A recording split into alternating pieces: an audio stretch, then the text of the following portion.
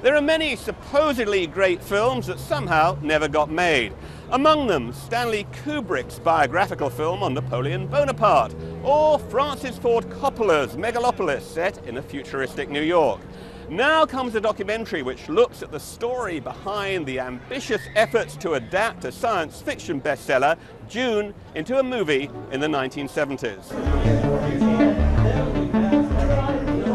Frank Pavich has put together an account of a man with a great ambition, French-Chilean director Alejandro Jodorowsky's efforts to make a movie based on the detailed and complicated 1965 sci-fi bestseller Dune. Mi ambición fue tremenda. I wanted to make something sacred. You kind of look through the history of films that fell by the wayside, films that didn't happen.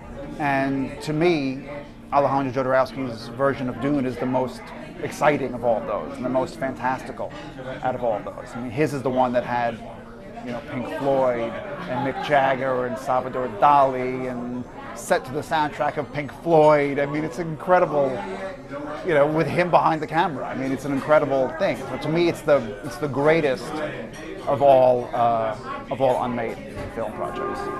For me, Dune will be the coming of a god.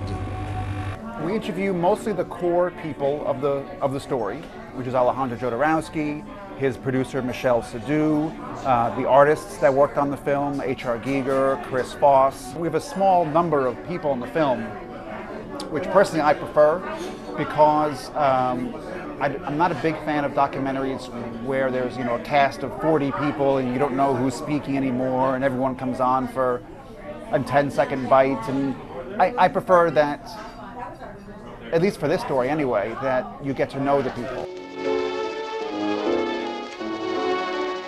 Prior to his work on Dune, Jodorowsky had made El Topo in 1970, described as an acid western which gained a cult following. 3 years later came the surreal anti-materialistic drama The Holy Mountain. Of course, those films were completed. His version of Dune was not. They never rolled camera. They never actually got to the set.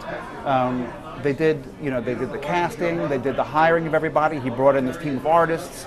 They worked for years to draw out everything. They storyboarded the entire film, beginning to end, 3,000 images. Maybe that's what was meant to be, is that they made this book, they put all the artwork into this book, they printed up a handful of copies to deliver to the film studios in Hollywood, and that's when it met its demise, because the film studios didn't believe in it.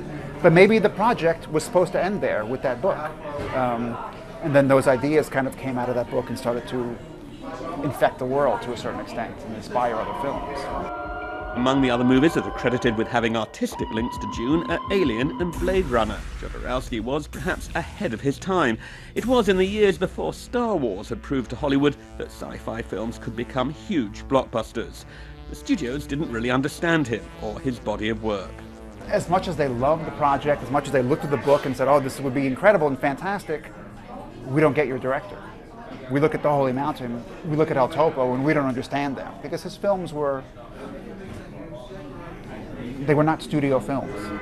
I wanted to make something free, with new perspective, open the mind.